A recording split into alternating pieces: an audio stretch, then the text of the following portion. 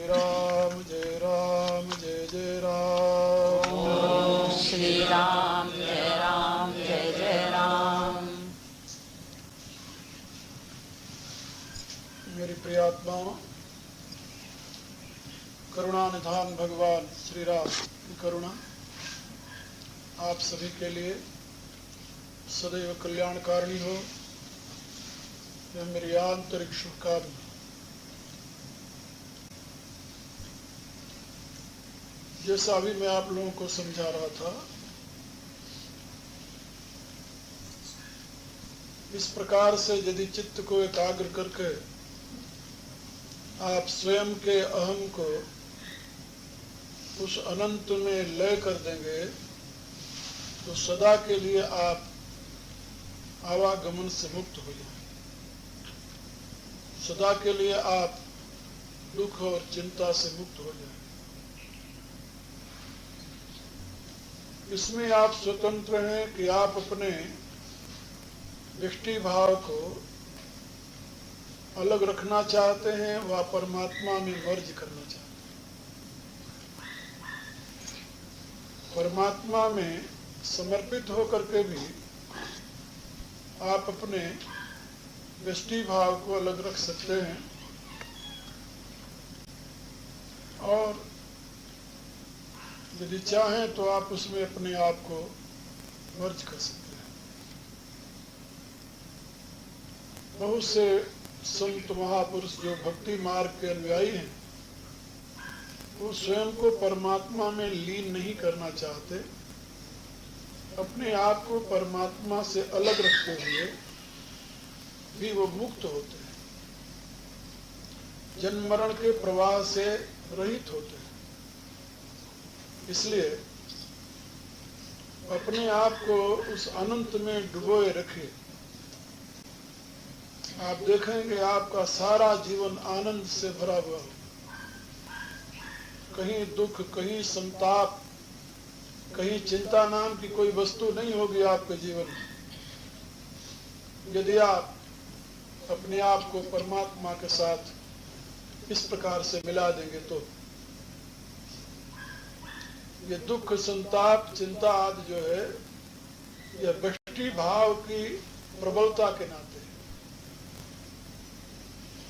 जहां तक आपका यह व्यष्टि भाव माने मैंपना, ये मैंपना का जहां तक साम्राज्य है, वहां तक दुख ही दुख है, उसमें सुख की कल्पना नहीं हो सकती।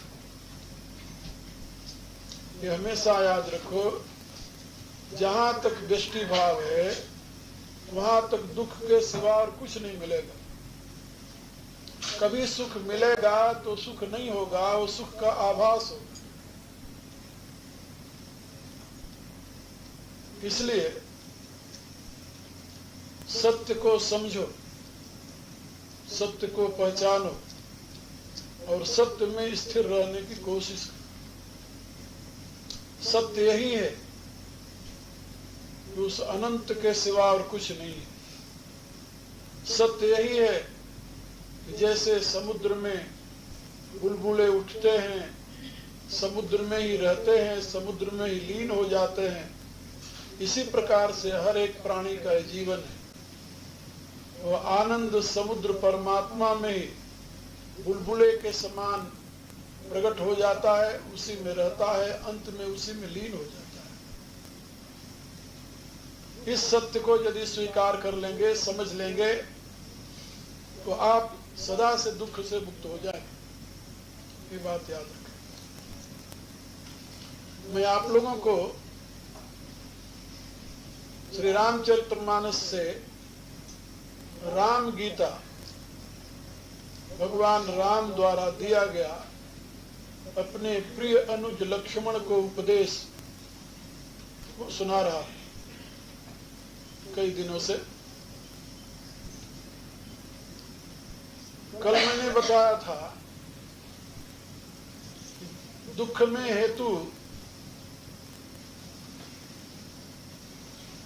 शोक, मोह और भ्रम है।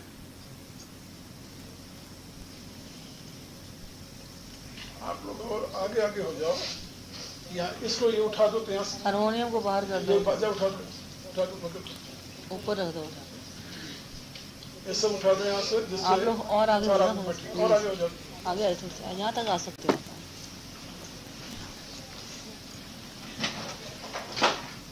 आप लोग और आगे आगे आ जाओ, जो लोग पीछे आते हैं उनको परेशानी हो रही।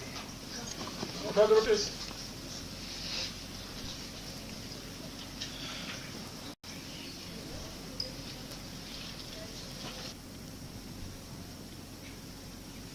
माया अविद्या को कहते हैं। अविद्या के परिणाम शोक मोह और जो भ्रम है, इसी के प्रभाव में मनुष्य व प्राणी जगत दुखी हो रहा है। इसको दूर करने के लिए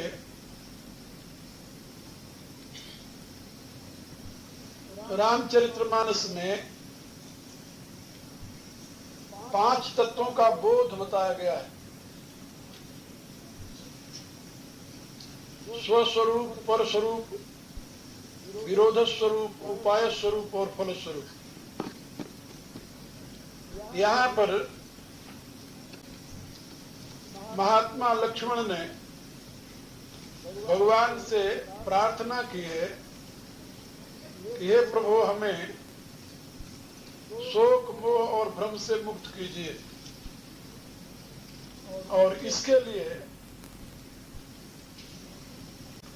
जो जानने योग्य तत्व है वह समझा करके कहिए। ये प्रसंग आप लोगों के लिए भी कल्याणकारी है, इसलिए मैंने सोचा कि एक सप्ताह में पूरा तो नहीं, कुछ बातें इससे संबंधित आपको बताऊं। लक्ष्मण की प्रार्थना है भगवान राम से,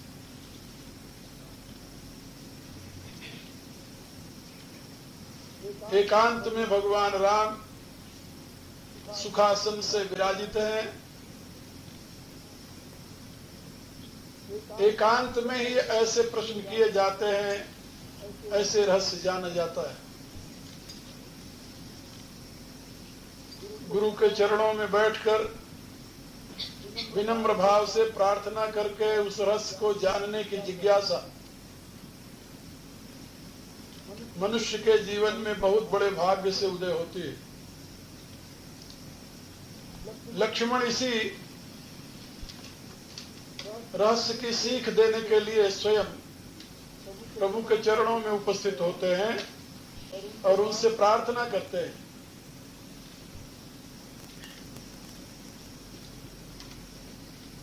दूसरी बात, यहाँ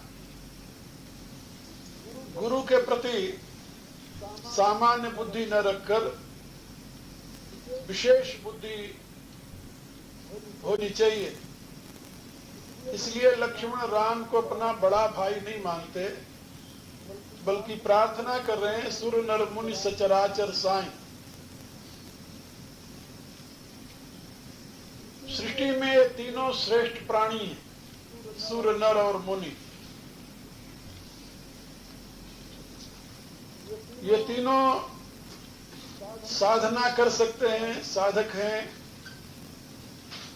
देवता लोग अपने पुण्य के प्रभाव से सतोगुण की वृद्धि से देव योनि को प्राप्त हुए हैं। मुनि लोग मननशील हैं, तपस्वी हैं, चिंतक हैं, ज्ञानी हैं। और नर अपने जीवन का जिम्मेदार है। नर शब्द का अर्थ होता है नेतृत्व करने वाला। जो नेतृत्व करे वो नर है।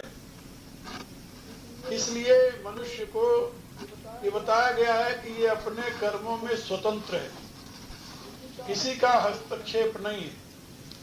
आप अपने को चाहें तो देवता बना लें, आप चाहें तो अपने आप को राक्षस बना लें, क्योंकि आप नर हैं। यहाँ नर माने मेल और फीमेल की बात नहीं है, नर माने मानव मात्र, चाहे वो स्त्री रूप में है चाहे पुरुष रूप में है। मानव को यहाँ नर शब्द से संबोधित किया गया है। क्योंकि मानव अपने कर्मों का स्वयं जिम्मेदार है। तो सूर्य, नर, मुनि, इन तीनों के साथ जितने अन्य चराचर के जीव हैं उनके विषय में भी कहते हैं सूर्य, नर, मुनि, सचराचर साई। अन्य जितने प्रकृति के अधीन रहने वाले जीव हैं उनके भी आप ही स्वामी हो। आप लोग जानते हैं एक सेल के प्राणी अमीबा से जीवन शुरू होता है और पूर्ण प्रज्ञ मनुष्य तक विकसित होता हुआ आता है।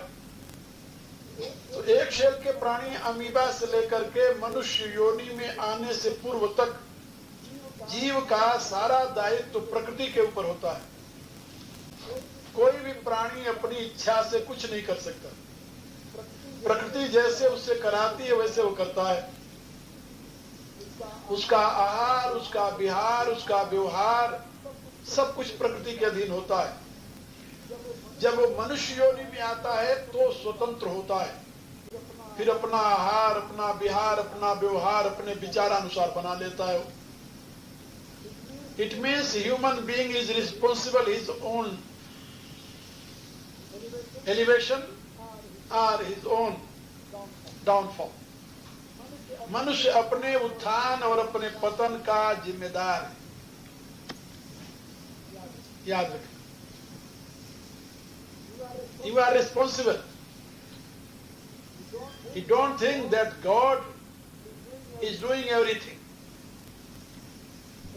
God is providing everything, but He is not doer. परमात्मा सब कुछ नहीं कर रहा। परमात्मा तो आपके लिए सुविधा प्रदान कर रहा है। उस सुविधा का सदुपयोग करना, दुरुपयोग करना आपके ऊपर निर्भर करता है। भगवान ने आपको प्रकाश दिया है। अब इस प्रकाश में आप शुभ कर्म करते हैं या अशुभ कर्म करते हैं, ये आपके ऊपर निर्भर है। इसलिए मनुष्य से इतर जितने जीव हैं सब परमात्मा की प्रकृति के अधीन है। उनकी जिम्मेदार प्रकृति है। शेर यदि मांस खाता है तो पापी नहीं बनता, क्योंकि उसकी प्रकृति में उसका आहार निश्चित किया। लेकिन मनुष्य यदि ऐसा कृत्य करता है तो अपने लिए जिम्मेदार बनता है। इसलिए यहां पर लक्ष्मण जी प्रार्थना करते हुए कहते हैं, सुर नर मुनि सचराचर साईं, आप देवता, मनुष्य और मुनि और इनके अतिरिक्त जितने चराचर जीव हैं सबके स्वामी। कि मैं जानता हूं सबके स्वामी होने के नाते आप मेरे भी स्वामी हैं। लेकिन मैं जिस अधिकार से प्रश्न कर रहा हूं, मैं पूछूं निज प्रभु की नाई। मैं तो अपने अधिकार से आपसे प्रश्न कर रहा हूं, प्रभु आप मेरे प्रभु हैं। प्रभु माने सर्वसमर्थ। आप सर्वसमर्थ हैं, मेरे स्वामी हैं। इसलिए आप मेरे ऊपर कृपा करके मोहि समुझाए कहो सोई देवा। आप मुझे वो बात समझा कर कहिए, क्योंकि बड़ा रहस्यमय, बड़ा गूढ़ विषय है। जिन प्रश्नों को उठा रहे हैं लक्ष्मण जी, वो प्रश्न इतने सरल नहीं है जो सामान्य भाषा में बता दिए जाए। इसलिए प्रार्थना कर रहे हैं, मोहि समुझाए कहो सोई देवा। हे देव आप मुझे समझा कर कहिए। और लक्ष्य क्या है इस ज्ञान का? सब तज करूं चरण रज सेवा, जिससे मैं सर्व का त्याग करके, सब तज, ये सब का त्याग बड़ा मुश्किल है। बिना बोध के नहीं होता, बिना समझे नहीं होता। तुलसीदास जी ने तो यहां तक लिख दिया कि समझ लेते तब भी नहीं होता। कहिए सुनिए समझिए समुझाई, दशा हृदय नहीं आवे, जही अनुभव बिन मोह जनित दारुण अति विपत्ति सता। वो कहते हैं कहता हूं, सुनता हूं, समझता हूं, दूसरे को समझा देता हूं, फिर भी वो अवस्था नहीं आती। क्यों नहीं आती? वो कहते हैं अनुभव नहीं, इसलिए यही अनुभव बिन मोह जनित दारुण अति विपत्ति सतावे। बिना अनुभव के, without experience, because Second hand knowledge can't solve your problem. You should try to achieve first hand knowledge through your practice, through your own experience. अपने स्वयं अनुभव के द्वारा यथार्थ ज्ञान को प्राप्त कीजिए। गुरु के दिए हुए ज्ञान को जब तक आप गुरु का समझेंगे तब तक आपका हित नहीं होने का। जब गुरु का दिया हुआ ज्ञान अपना ज्ञान हो जाए तो कल्याण हो जाता है। इसलिए लक्ष्मण जी की प्रार्थना है, हे देव मुझे समझा कर कहिए। आप देव हैं, देने वाले हैं, प्रकाशक हैं। मुहि समझाए कहो सोई देवा, सब तज करो चरण रज सेवा। सबका त्याग करके जिससे मैं आपके चरणों की सेवा कर सकूं। कहा चरण रज सेवा क्यों कहा भाई? चरण की सेवा मांग लेते, कहते नहीं चरण की सेवा का मैं अधिकारी नहीं। चरण की सेवा की अधिकारिणी तो भगवती श्री सीता जी माता जी। कौशलेन्द्र पद कन्य मंजुलव, कोमलावज महेश बंदितो, श्री जानकी कर सरोज लालितो, चिंतकस्य मन भृंग संगिन। आप लोगों ने चित्र देखा होगा, क्षीर सागर में शेष की सैया के ऊपर भगवान श्रीमन नारायण विराजमान हैं और भगवती लक्ष्मी उनके चरण को अपनी गोद में लेकर के पलोस रही, चला रही। जानकी कर सरोज लालितव, वो दबा नहीं रही क्योंकि भगवान कोई थके थोड़े हैं। क्या कर रही हो? श्री जानकी कर सरोज लालित। लालितो माने जानते क्या? लालन कर, प्यार कर, सहलाना। तो प्रभु के चरण को अपनी गोद में लेकर के भगवती सहला रही और सहला रही है। तो उसी आनंद में प्रभु योग निद्रा में मग्न हो गए। उसके स्पर्श मात्र से प्रभु योग निद्रा में पहुंच जाते हैं। कितना आनंद, कितना प्रशांत वातावरण है। और वो शेष जी जो इन दोनों दृश्यों के दृष्टा हैं, वो देख रहे हैं सारा। और वही शेष जी लक्ष्मण के रूप में, श्रीमन नारायण स्वयं राम रूप में, और भगवती परादे शक्ति लक्ष्मी वो सीता के रूप में है। सीता कौन है? वो जगदम्बा। राम कौन है? वही श्रीमन नारायण। और लक्ष्मण कौन है? शेष। तो तुलसीदास लिखते हैं, शेष सहस्र शीस जग कारण, जो अवतर भूमि भय तारण। शेष अवतार, एक जीव कर लक्ष्मण दूसर शेष। वाल्मीकि जी ने भगवान के यथार्थ स्वरूप का वर्णन करते हुए भगवान श्री राम से कहा कि प्रभु आप मुझे बहकाइए नहीं। जो भगवान राम ने पूछा कि प्रभु बताओ मैं कहाँ रहूं, तो वाल्मीकि जी ने कहा कि मैं जानता हूं आप मुझे बहकावे नहीं, मैं जानता हूं आप कौन है। भगवान श्री राम मुस्कुराने लगे, मैं कौन हूं प्रभु? मुझे तो मालूम नहीं, मैं तो जानता हूं कि मैं दशरथ का पुत्र हूं और वन में आया हूं। महर्षि वाल्मीकि जी ने कहा, नहीं, श्रुति से तू पालक राम तुम, जगदीश माया जान की। हे राम, आप वेद की मर्यादा को पालन करने वाले जगदीश्वर हैं। मैं आपको पहचानता हूं अच्छी प्रकार से। आप मुझे ठग नहीं सकते, बहका नहीं सकते। श्रुति से तू पालक राम तुम, जगदीश माया जान की। और जो जगत जननी है, आपकी पराशक्ति, आपकी जो माया है, वही है श्री सीता जी। जो सृजत, ये माया क्या करती है? ये भगवती क्या करती है? का जो सृजत जग पालत हरत, रुख पाई कृपा निधान की, जो अपने कृपा निधान भगवान श्रीमन नारायण की केवल भृगुटी विलास से जगत का सृजन करती है, पालन करती है और अपने आप में समेट लेती है, वो भगवती श्री सीता है। और आप दोनों के साथ जो सहस शीश यही समहीधर सकल सचराचर धनी, जो पृथ्वी के भार को धारण करने वाले शेषनाग हैं, वही लक्ष्मण के रूप में मनुष्य शरीर धारण करके आपके साथ घूम रहे हैं। मैं आप तीनों को पहचानता हूं, इसलिए राम स्वरूप तुम्हार बचन अगोचर बुद्धि पर अभिगत अकथ अपार नेति नेति नित निगम कर। मेरे कहने के अभिप्राय कि भगवती श्री सीता जी के द्वारा लालित जो प्रभु का चरण है, उस पर अधिकार तो भगवती का ही है।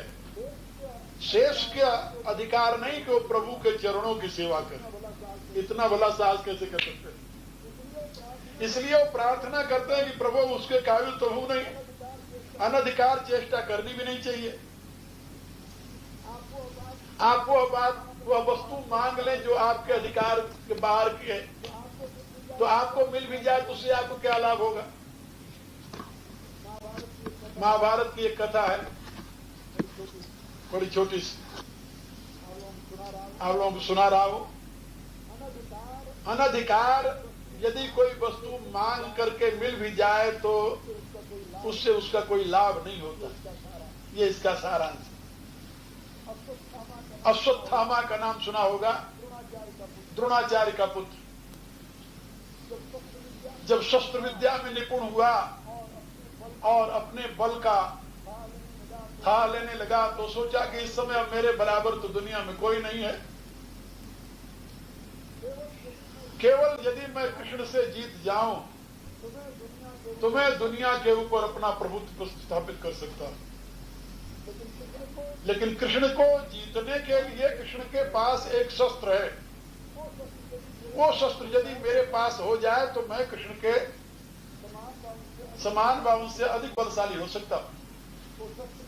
वो शस्त्र क्या है? बोले चक्र।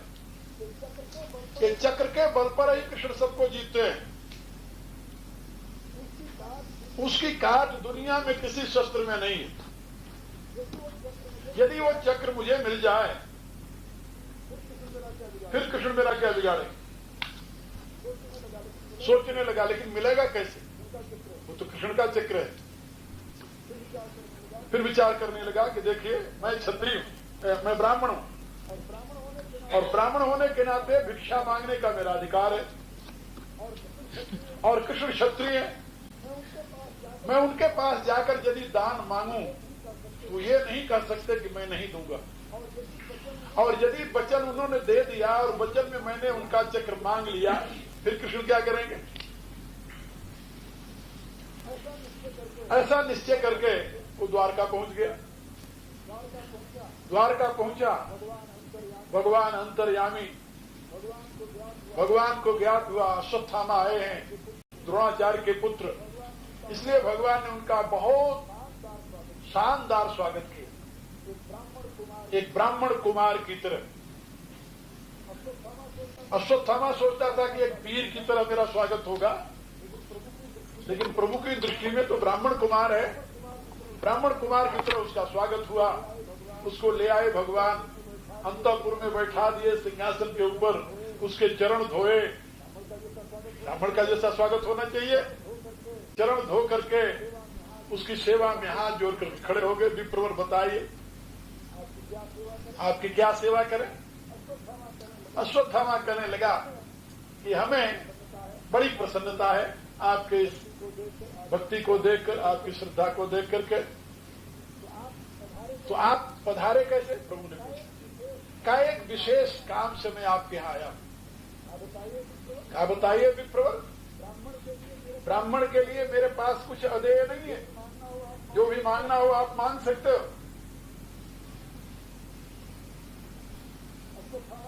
अश्वत्थामा कहने लगा कि पहले आप मुझे वचन दें कि मैं दूंगा। भगवान ने कहा भला ब्राह्मण के लिए मेरे पास कौन सी ऐसी वस्तु है जो मैं नहीं दे सकता? ब्राह्मण और मांगे और मैं कह दूं कि नहीं दूंगा, असंभव। तो तुम ब्राह्मण हो, द्रोणों के पुत्र हो, भरद्वाज के पौत्र हो, इतने उत्तम कुल में तुम्हारा जन्म हुआ है और तुम मेरे यहां याचना करने आए हो और मैं तुम्हें न दूं, ऐसा कैसे हो सकता है? कहिए आपको क्या चाहिए विप्रो? जब उसने देखा कि कृष्ण ने प्रतिज्ञा कर ली है देने के लिए, तो कहने लगा मुझे आपका चक्र चाहिए। चक्र? एक ब्राह्मण क्षत्रिय से उसका चक्र शस्त्र मांगे दान में, ये तो धर्म विरुद्ध है, अन्याय। क्षत्रिय से दान में सब कुछ मांगा जा सकता है, ब्राह्मण मांग सकता है, लेकिन उसका शस्त्र नहीं मांग सकता, ये उसके धर्म के विरुद्ध है। और यदि कोई ब्राह्मण ऐसा करता है तो अन्याय है। और शास्त्रों में तो यह लिखा है कि उसको केवल दान न देना ही नहीं बल्कि उसका वध कर देना चाहिए। भगवान ने कहा अश्वत्थामा, अरे मूर्ख,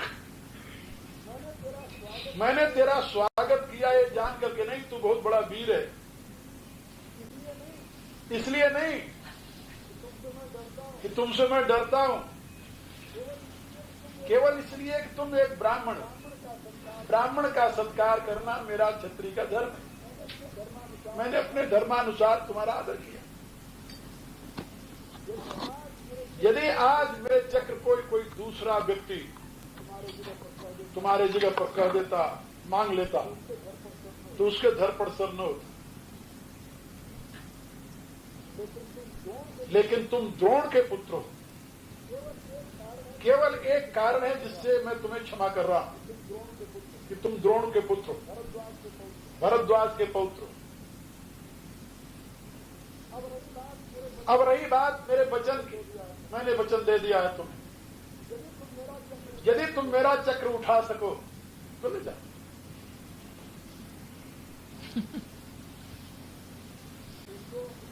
उसको अपनी कोई इज्जत बेइज्जत का तो ध्यान था नहीं, वो तो चक्र मांगने गया था, किसी प्रकार से उसे चक्र मिलना चाहिए। जब भगवान ने कहा कि वो चक्र मेरा रखा है ले जाओ, अब तुम्हें दे दिया मैंने दान में, ले जाओ, उठा सको। अश्वत्थामा गया, अपनी पूरी शक्ति लगाकर उस चक्र को उठा नहीं सका। भगवान ने कहा उससे कि मूर्ख, जिस शस्त्र को तू उठा नहीं सकता उसको चलाएगा कैसे? जो चक्र आप लोगों ने देखा होगा भगवान की अंगुली पर होता है, जिसको एक अंगुली से उठा करके भगवान चलाते हैं, और उसको अश्वत्थामा पूरी शक्ति लगा करके नहीं उठा सका। भगवान ने कहा कि तुम्हारी धृष्टता मैं क्षमा करता हूं, कोई ब्राह्मण होने के नाते अब ऐसा अपराध दोबारा नहीं करना और ऐसा दुस्साहस नहीं करना।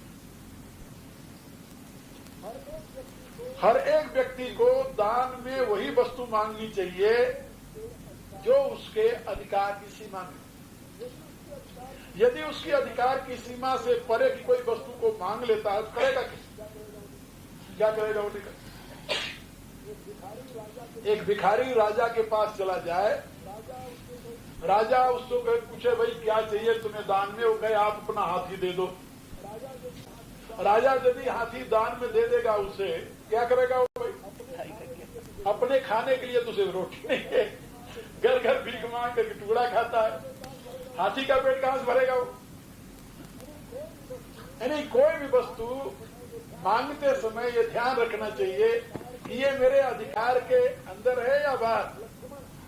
लक्ष्मण जीवों के आचार्य हैं, इस सत्य को जानते हैं कि प्रभु के चरण को अपने सेवा के लिए वर्ण करना ये अपने अधिकार से बाहर की बात। प्रभु के चरण में तो अधिकार भगवती का, उस जगदम्बा का, जो हमेशा अपनी गोद में लेकर उसे सहलाया करते हैं। श्री जानकी कर सरोज लालित। इसलिए लक्ष्मण जी कहते हैं, प्रभु मोहि समुझाई कहु सोई देवा। हे प्रभु, मुझे वही समझा करके कह दीजिए जो मैं पूछने जा रहा हूं, जिससे सब तज करमू चरण रज सेवा, जिससे मैं आपके चरण की धूली की सेवा कर सकूं। धूली, चरण की नहीं, चरण तो बहुत दूर है, अपने अधिकार से परे। प्रभु के चरण की धूली यदि मिल जाए,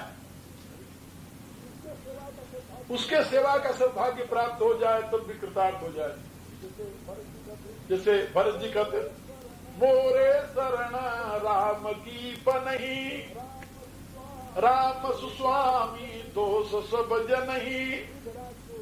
गिद्धराज को जब रावण पंख काट देता है, गिर जाते हैं, तो उसमें गिद्धराज पड़े पड़े, तुलसीदास लिखते हैं, आगे परा गिद्धपति देखा, सुमिरत राम चरण की रेखा। वो भगवान के चरणों की रेखा का ही ध्यान कर रहे। मेरे कहने का अभिप्राय, लक्ष्मण जी प्रार्थना करते हैं कि प्रभु मुझे आप समझा करके बता दीजिए, जिससे मैं आपके चरणों के धूल की सेवा कर सकूं। सबतज माने भगवान की भक्ति और संसार को पकड़े रहना, दोनों एक साथ नहीं होते, याद रखो। भक्ति भगवान की हो और संसार पकड़े रहे। 1 घंटे भगवान के भजन करेंगे और 23 घंटे अपना काम करेंगे, ऐसे भक्ति नहीं होती। उस भक्ति का नाम है व्यभिचारिणी भक्ति। व्यभिचारिणी भक्ति।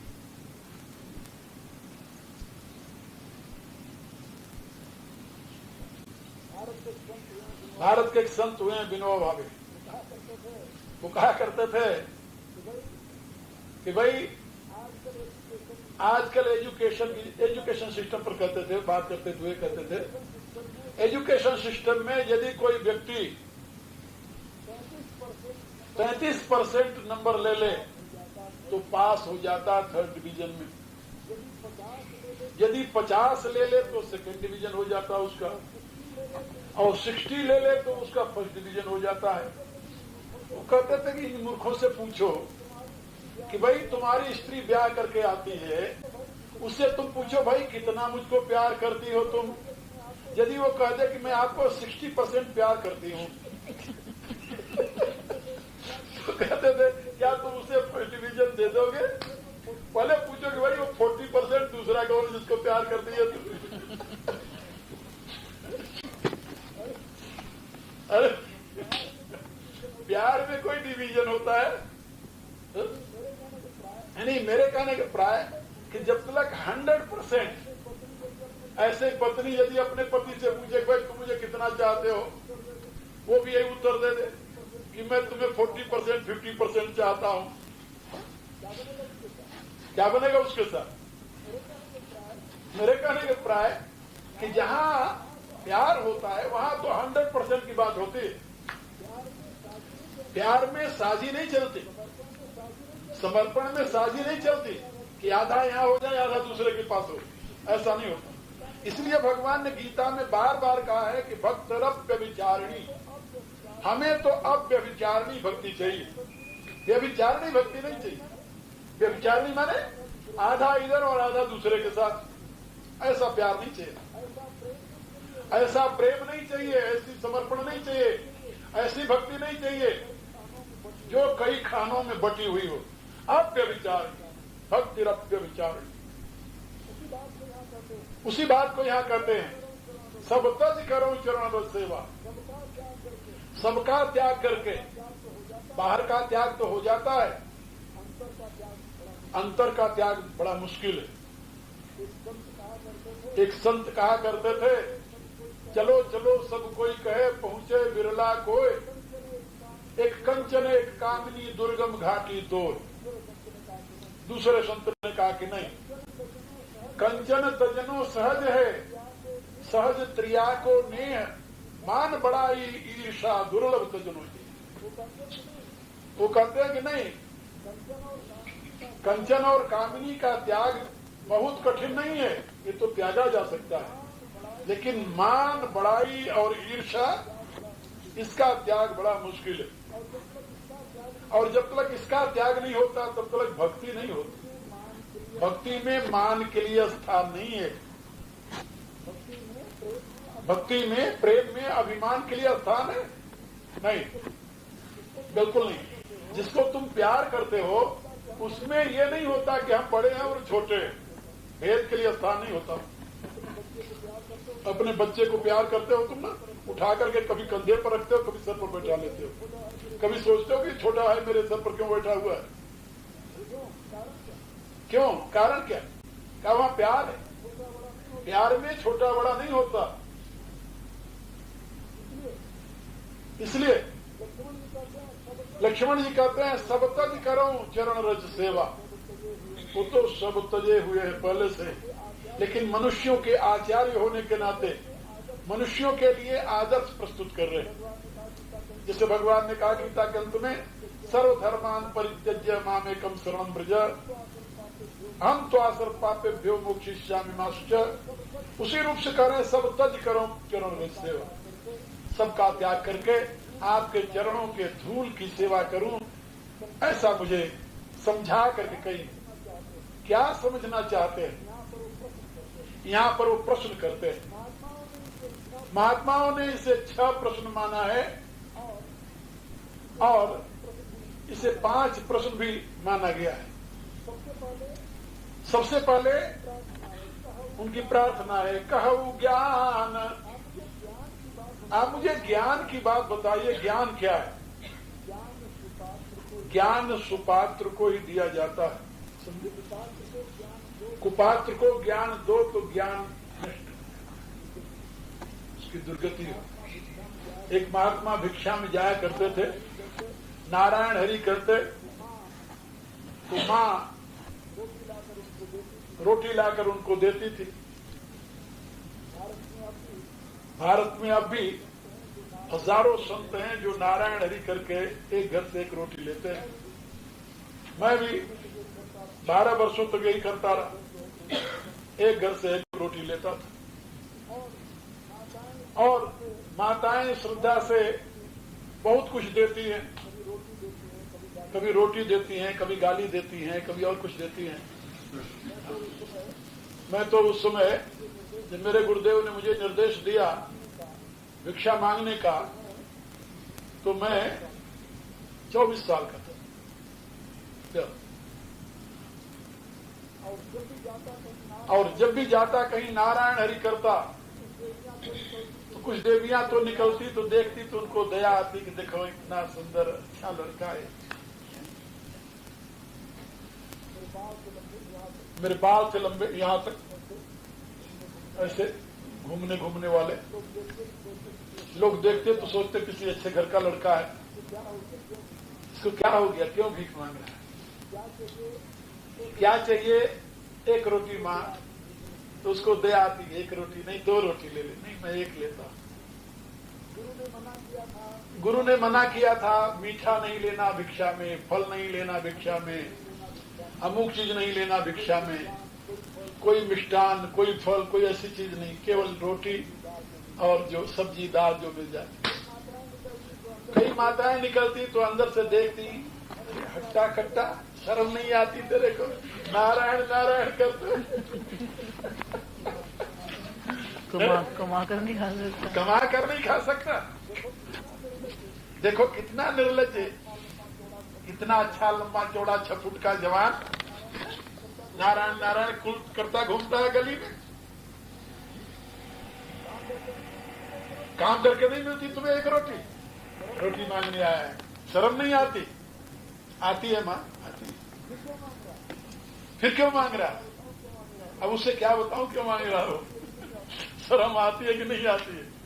तो कई बार ऐसी विचित्र घटनाएं जीवन में देखी है। तो महात्मा नारायण हरि करके रोटी मांग रहे थे। एक माँ आई, दौड़ करके देखा कोई अच्छे संत हैं, कहने लगी बाबा रोटी देकर मुझे थोड़ा ज्ञान देते हैं। माँ कल आएंगे भिक्षा में, तब तुम्हें ज्ञान देंगे। माँ बड़ी खुश हो गई कि बाबा आज ज्ञान देंगे मुझे।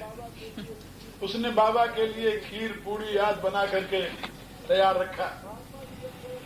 महात्मा जी जब गए तो उनका खप्पर जो था भिक्षा लेने वाला, उसमें उन्होंने थोड़ा सा धूल मिट्टी करके लेकर नारायण जी जब किया तो माँ दौड़ी आई, खीर लिए, पूड़ा लिए। जब उन्होंने आगे बढ़ाया देने के लिए, खप्पर अपना आगे कर दिया, देखा तो उसमें धूल थी, कूड़ा पड़ा हुआ था। अरे कहा महाराज ये आप क्या कर रहे हो? क्या हुआ माँ? अरे कहा पहले ये अपने खप्पर को धो लो, आप साफ कर लो। कहा नहीं माँ इसी में डाल दे। अरे महाराज हमारा इतनी मेहनत से खीर बनाए हैं, इतनी मेहनत से पूड़े बनाए तो खराब हो जाएंगे इसमें डालने से। महात्मा हंसने लगे। कहा मां तेरे खीर और पूड़े से मेरा ज्ञान सस्ता नहीं है। यदि तू मेरे धूल से भरे हुए इस खप्पर में अपना खीर पूड़ा नहीं डाल सकती, तो गंदगी से भरे हुए तेरे दिमाग में अपना ज्ञान कैसे डालूंगा? पहले ज्ञान के लिए पात्रता तो क्रिएट कर तू, बना अपने। ज्ञान कहाँ दिया जाता है? जहाँ पात्र, शुद्ध पात्र में ज्ञान दो, वहां टिकता है। इसलिए हमारे यहाँ शास्त्रों में बताया गया कि वेदांत का ज्ञान ये सिंघनी के दूध के समान है, और ये लोकश्रुति है कि सिंघनी के दूध को आप किसी दूसरे बर्तन में नहीं ले सकते, टूट जाता है। सोने का बर्तन चाहिए उसके, सोने के बर्तन में ही आप सिंघनी के दूध को निकाल सकते हो। दूसरे बर्तन में इतनी ताकत नहीं कि उसके धार को सज। कहा जैसे सिंघनी के दूध को सोने के बर्तन में ही लिया जाता है, ऐसे वेदांत ज्ञान को तो शुद्ध अंतःकरण में ग्रहण किया जाता है। और शुद्ध अंतःकरण वही कहा जाता है जो कि वासना से मुक्त हो। दुनिया की वासना भी रहे और ब्रह्म ज्ञान भी मिल जाए, दोनों नहीं होती। जैसे गीता आप लोग पढ़ते हैं, गीता में अर्जुन की यह प्रार्थना है कि प्रभु मुझे कल्याण का मार्ग बताइए, लेकिन कब कहता है वो?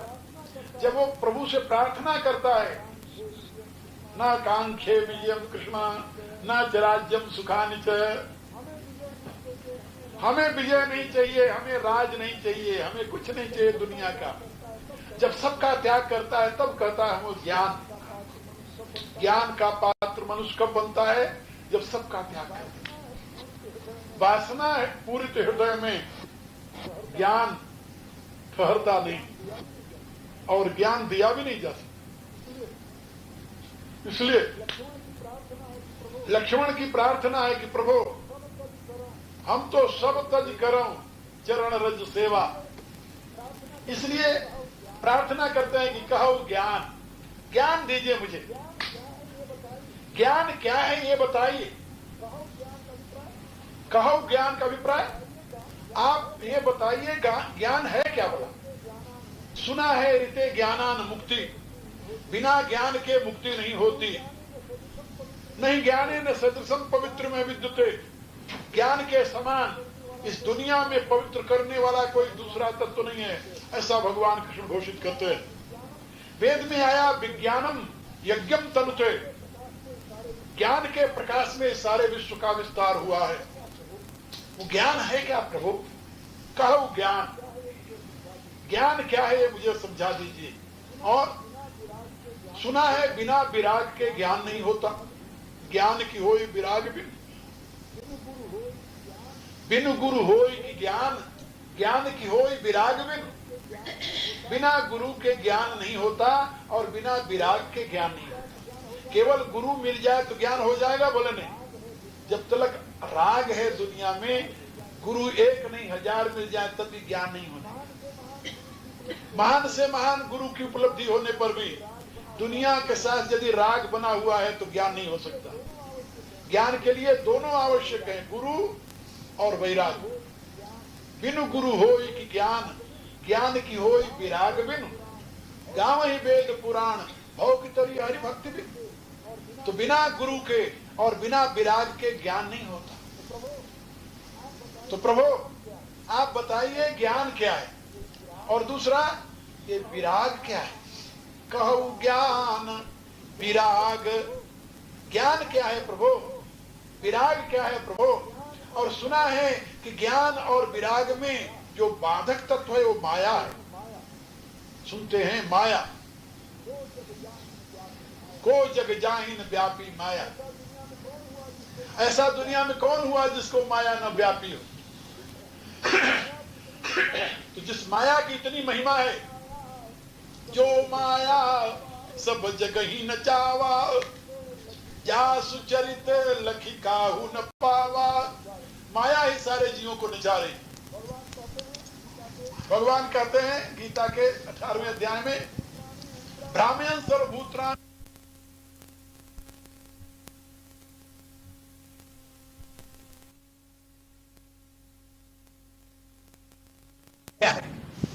ये समझ में नहीं आती।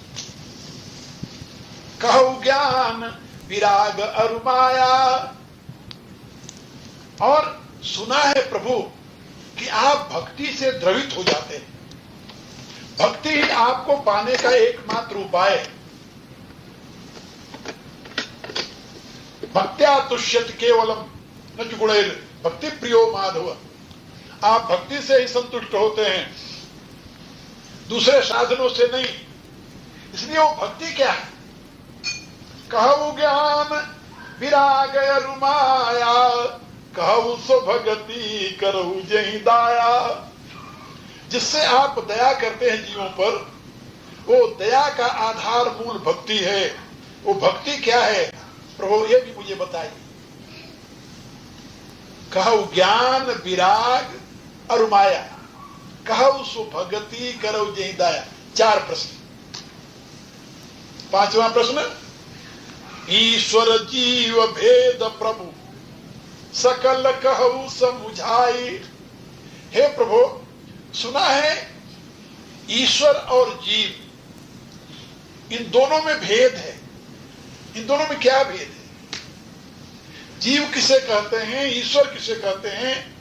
अब इसको विद्वानों ने 2 प्रश्न माना है। ईश्वर क्या है और जीव क्या है, इनका भेद क्या है, ये मुझे आप समझा कर कहिए। और इसको एक प्रश्न भी कह सकते हैं कि ईश्वर और जीव में भेद क्या है, ये मुझे समझा कर कहिए।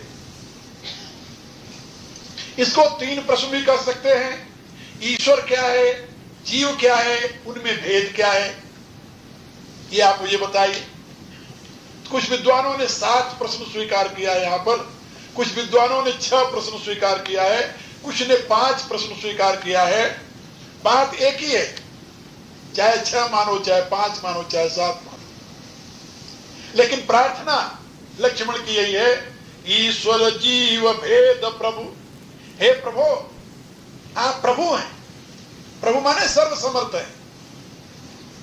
और अपने भक्तों पर द्रवित होकर के उनके अज्ञान को दूर करने की आप सदैव अनुकंपा करते रहते हैं। आप में सामर्थ्य है, इसलिए आप मेरे इस भ्रम को दूर कीजिए। ईश्वर जीव भेद प्रभु कहु सकल समुझाए। और इसमें एक नहीं, ये जितने प्रश्न किए हैं सब समझा कर कहिए। यहां 2 बार समझाया। पहले प्रारंभ में मोहि समुझाए कहु सोई देवा, सब तज करऊं चरण रज सेवा। और दूसरा प्रश्न के आखिर में, ईश्वर जीव भेद प्रभु कहु सकल समुझाई। बार बार समझा कर कहने की बात क्यों कर रहे हैं। अरे कहीं टाल न दो, चलती बात न कह दो। बिल्कुल एक एक एनालिसिस करके समझा करके जो मेरे दिमाग में बैठ जाए, विनम्रता। जिज्ञासु को, शिष्य को इसी प्रकार से विनम्र होकर प्रश्न करना चाहिए, जो मेरी समझ में आ जाए। आप यदि बहुत ऊंची बात कह दिए, समझ में नहीं आई तो बात बेकार चली गई, और आप संक्षेप में कोई बात कह दिए, समझ में नहीं आई तभी बात बेकार गई। बात तो वही हमारे मतलब की जो हमारे समझ में आवे। ज्ञान का उपदेश किस काम का जो समझ में नहीं आए। विद्वान आए, बड़ी अच्छी व्याख्या की, क्या व्याख्या की, बहुत अच्छा बोलते हैं, क्या बोलते हैं भाई, ये तो समझ में नहीं आया। मेरे एक शिष्य हैं, अब आश्रम में ही रहते हैं, वो कन्हैया लाल को कश्मीर के रहने वाले हैं। मैं जब पहली बार गया तो वहां उनकी मां सत्संग में आई, तो वो हिंदी नहीं जानती थी, कश्मीरी हिंदी नहीं जानती थी, लेकिन उसको रुचि जैसे माताओं की है अपने संस्कार में, मंदिर में जाना, सत्संग में बैठना, तो सत्संग में आई तो मुझे देखा, मैं उन दिन बोलता था खड़े होकर के, तो बैठ जाती और मैं बोलता 1 घंटे 1.5 घंटे और वो सुनती रहती। बहुत लोग होते थे, कई हजार लोग होते थे वहां।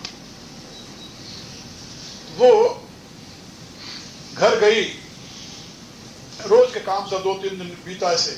कन्हैया लाल आया, बाहर कहीं गया था, तो उससे उसने कहा कि बेटे एक स्वामी जी आए हैं, बहुत अच्छे स्वामी जी हैं, और वो व्याख्यान दे रहे हैं, और हजारों लोग उनकी बात सुन रहे हैं, तुम भी चलो उनकी बात सुनो। वो पूछने लगा, माँ क्या कहते हो? कहती ये मैं नहीं जानती क्या कहते हैं। बोलते हैं तो बहुत अच्छा लगता है, और वो बहुत देर तक घंटे घंटे बोलते रहते हैं ऐसे ही। क्या बोलते रहते हैं माँ? वो हिंदी में बोलते हैं, अपने को समझ नहीं आता, लेकिन बोलते बहुत अच्छा है। तो उसको ये हो कि बहुत अच्छा बोलते हैं, समझ में नहीं आई लेकिन अच्छा बोलते हैं। तो समझ में नहीं आई तो बात तो ठीक है, अच्छा बोलते हैं, श्रद्धा तो बनी, श्रद्धा है, सुने, महात्मा है, धर्म की बात कर रहे हैं तो अच्छे बोलते होंगे, लेकिन समझ में नहीं आई तो पल्ले तो नहीं पड़ा ना। तो उसने कहा कि माँ जब तेरे समझ में नहीं आए तो क्यों जाती है सुनने? अच्छा बोलते इसलिए जाती हूं, तू भी चल, तू तो समझेगा। तो माँ ले आई उनको, और उस दिन से वो मेरे साथ हो गए। मेरे कहने का प्राय कि ज्ञान यदि समझ में नहीं आया तो उसका पूरा लाभ नहीं होता। बिना समझे भी लाभ होता है, वाइब्रेशन तो होता है। आप कोई शब्द सुन रहे हैं, उसका अर्थ नहीं जानते, शब्द तो वाइब्रेट करेगा। एक बात याद रखना, शब्द के 2 प्रकार के परिणाम होते हैं। प्रत्येक शब्द के 2 प्रकार के परिणाम होते हैं। एक शब्दजन्य वाइब्रेशन, अंग्रेजी में जिसे कहते हैं शब्द की लहर, और दूसरा शब्द का अर्थ। तो शब्द में जो लहर है, यदि आप अर्थ नहीं जानते हैं तभी तो लहर से तो आप प्रभावित होंगे ना, वो तो इंपैक्ट, वो तो अपना प्रभाव देगा। और यदि आप मीनिंग भी जानते हैं तो आपको दोहरा लाभ हो गया। आप शब्द के वाइब्रेशन से भी लाभान्वित हुए और उसके अर्थ से भी आप परिचित हो गए। और इसीलिए हमारे यहाँ जानते हो ना, बहुत से वेद मंत्रों का पाठ होता रहता है, लोग जानते नहीं क्या बोल रहे हैं, लेकिन पाठ में ही लाभ होता है उसका। बहुत से आप मंत्र जपते हैं, मंत्र का अर्थ आपको नहीं आता, लेकिन लाभ होता है उस मंत्र जपने से। क्यों होता है जानते हो? इसलिए वो वाइब्रेट करता है। वो जितना यानी आंतरिक मानसिक जप करेंगे, उतने अंतर में उसका वाइब्रेशन अधिक बढ़ेगा। तो शब्द का 2 प्रकार का लाभ है, एक उसके वाइब्रेशन का और दूसरा उसके मीनिंग का। यदि आपको कोई बात समझ नहीं आती तब भी उसके वाइब्रेशन से आप लाभान्वित हो रहे हैं, आपके जीवन में परिवर्तन आएगा। और यदि समझ में आ जाए फिर क्या पूछना। तो यहां पर लक्ष्मण जी कह रहे हैं कि प्रभु मुझे तो समझा कर कही, हमें समझना है। समझने की चाह लेकर के हम आपसे निवेदन कर रहे हैं, केवल सुनने की जिज्ञासा लेकर नहीं। दो बातें होती है, एक तो सुनना है, दूसरा समझना है। तो लक्ष्मण जी कहते हैं हमें समझना है, केवल सुनना नहीं है। अपने यहां भारत में बहुत से ऐसे लोग हैं जो रोज सत्संग में जाते हैं, वो समझने नहीं जाते, सुनने जाते हैं। सुनने से लाभ है। महात्मा आए, महात्मा बोल रहे हैं, सुनो, लाभ होगा। उनके दर्शन करो, लाभ होगा, पुण्य होगा। तो पुण्य उनको हो जाता है, नहीं होता ऐसी बात नहीं। लेकिन बहुत कम लोग होते हैं जो समझने जाते हैं, और जो समझने जाते हैं वो दोहरे लाभ से लाभान्वित होते हैं। वाइब्रेशन तो उनको मिला ही, लेकिन अर्थ भी समझ में आई बात उनकी। यहां पर लक्ष्मण जी कहते हैं मैं सुनने के लिए नहीं, मैं तो सुन करके समझने के लिए ये प्रार्थना कर रहा हूं। इसलिए ईश्वर जीव भेद प्रभु सकल कहु समुझाई, मुझे समझा कर कही। परिणाम क्या है इसका? जाते हो चरण रति। ये इन 6 प्रश्नों के या 5 प्रश्नों के उत्तर से क्या लाभ होगा? का जाते हो चरण रति शोक मोह भ्रम जाए, जिससे आपके चरणों में मेरा प्रेम हो, शोक मोह और भ्रम ये नाश हो। जीव के जीवन का अंतिम लक्ष्य क्या है? शोक मोह भ्रम की निवृत्ति और फलस्वरूप परमात्मा के चरणों में अनुराग। शोक मोह भ्रम से निवृत्ति हो जाए, यह किससे होता है जानते हो? ज्ञान और वैराग्य से, ईश्वर और जीव के यथार्थ संबंध को जानने से। लेकिन परमात्मा के चरणों में रति इससे नहीं होता। ज्ञान हो जाए, वैराग्य हो जाए, जीव और ईश्वर के रस को जान जाए, इससे क्या मिलेगा? मोक्ष। और भगवान की भक्ति का यदि बोध हो जाए तो उससे क्या होगा? भगवान के चरणों में अनुरक्ति। इसलिए यहां द्वारा लाभ है, मोक्ष और भक्ति। अब जो जीवन मुक्त हैं, कुछ ऐसे संत हैं जो इन दोनों को जानते हैं, मोक्ष नहीं लेते, भगवान की भक्ति लेते। सगुण उपासक मोक्ष न ले ही, दिन कहूं राम भगत निज दे। स्वतंत्र हैं वो, मुक्त हैं वो, लेकिन परमात्मा से प्रेम करते हैं, इसलिए वो मोक्ष नहीं लेते।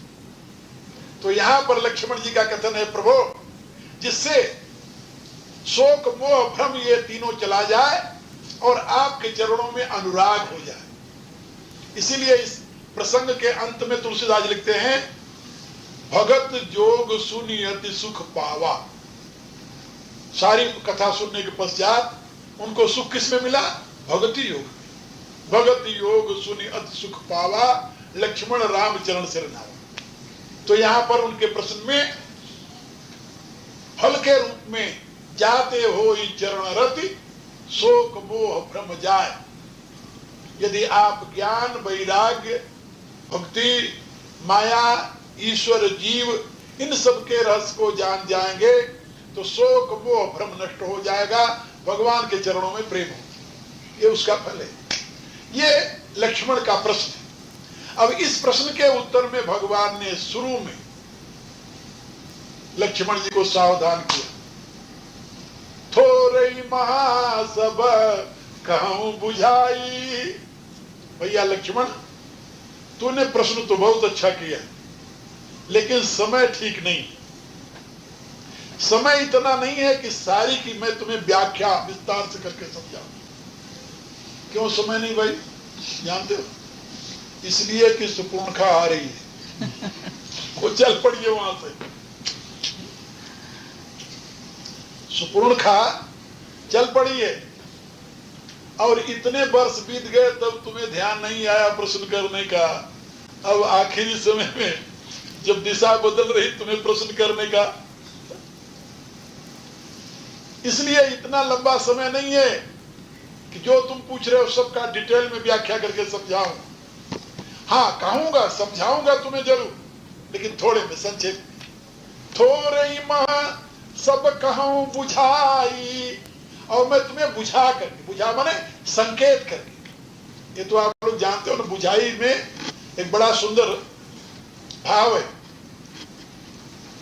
आप लोगों ने भी बुझावल खेली होगी ना, बुझौलिया,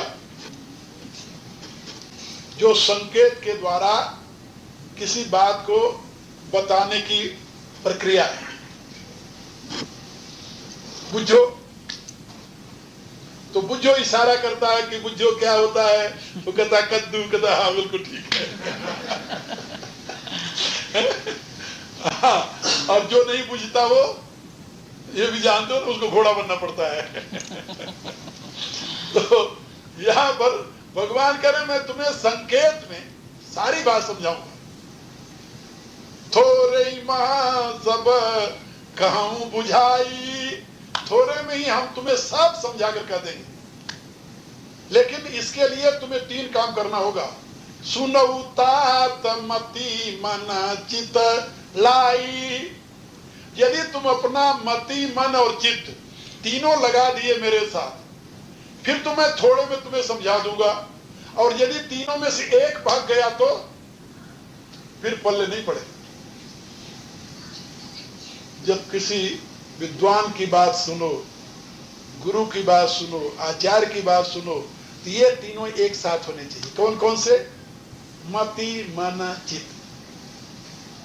मति क्या करती है? निश्चय करती है।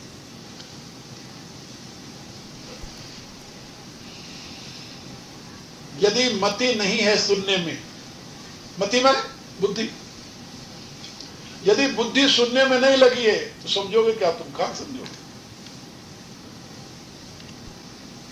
वो कुछ बोल और रहे हैं और तुम समझ कुछ और रहे हो, क्योंकि बुद्धि वहां नहीं है, बुद्धि कहीं और लगी है।